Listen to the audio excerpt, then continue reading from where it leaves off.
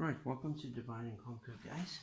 Today we're going to be looking at the quadratic formula, the proof for it, and how we can use it to solve for quadratic equations. Okay, now let's, for instance, say that we have a quadratic equation which looks something like this. We have a coefficient multiplied by x squared plus another coefficient multiplied by x plus some constant value. Okay, whenever we see an equation like this, the first step is to get rid of the coefficient of the x squared. So I need to do, the only way I can do that is by dividing by that coefficient over there. Right, ax squared over a leaves me with x squared, right, plus b over ax, right, plus c over a, and 0 divided by a will remain 0.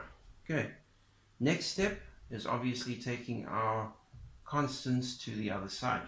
Okay, so we're going to say then x squared plus b over ax, right, be equal to negative c over a.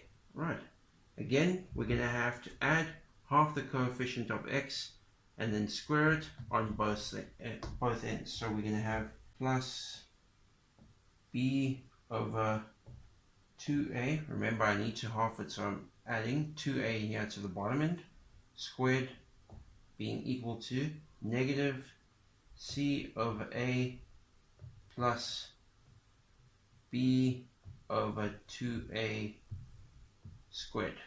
Okay, let's try and simplify this out and let's see what we get. Okay, this becomes a perfect square bracket, right? So we bring down x. Remember, you bring down the sign before your x.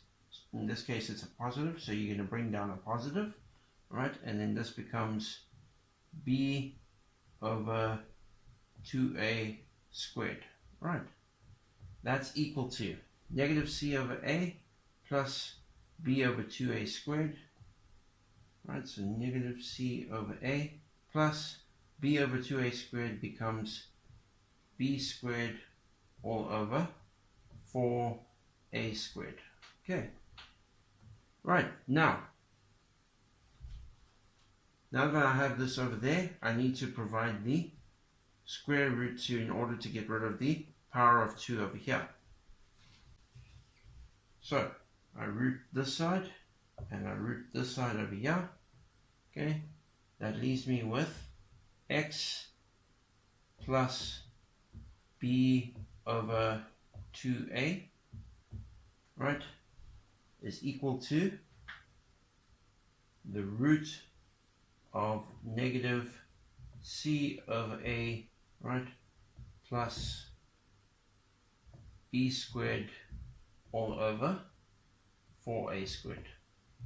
Okay. Right, I don't like working with two different denominators in this instance, so let's bring it to one common denominator. So x plus b over 2a must equal to the root, the common factor of between a squared and 4a squared will just be 4a squared. Right, what's missing from a in order to get 4a squared is 4a. So I'm going to take 4a and multiply it by c. That gives me negative 4ac, right, plus b squared. Okay, so if we now try and simplify this root over here, this becomes x plus b over 2a, right, is equal to the root, let's bring b squared at first. Okay, we can bring negative 4ac after, right, and the root of 4a squared is the same thing as saying 2a. Okay, obviously when we were rooting, we also remember that it can be both a plus and a minus value, right? Bringing the b over 2a to the other side, x can then be equal to negative b over 2a plus or minus the root of b squared minus 4ac all over 2a. These two denominators are the same, so we can simplify it into one equation which says x could be equal to negative b plus or minus the root of b squared minus 4ac all over 2a. Right, and that's our proof for our quadratic equation. Okay, we can solve for x by plugging in the different coefficients of x and x squared as well as our constant. Right, for instance, right, again, a is the coefficient of 1, b is minus 9, c will be equal to 14. Okay, plug these values over here into the original equation. X is equal to negative b, so this would be minus 9, right, plus or minus the root of negative 9 squared minus 4, a is 1, and c in this instance is 14. Okay, all over 2a would be 2 times 1.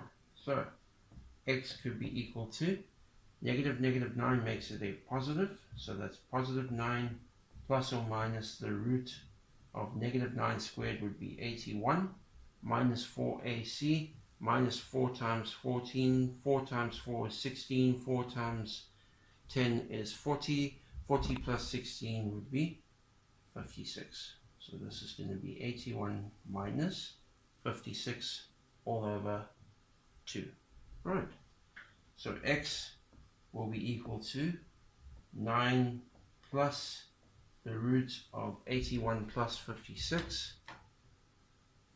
Okay,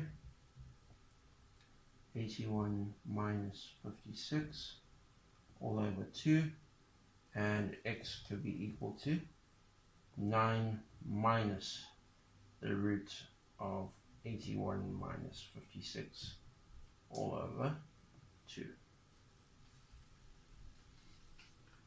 Okay, substituting our x values in, x could be equal to, right, in the calculator, 9 plus root 81 minus 56, divide that by 2,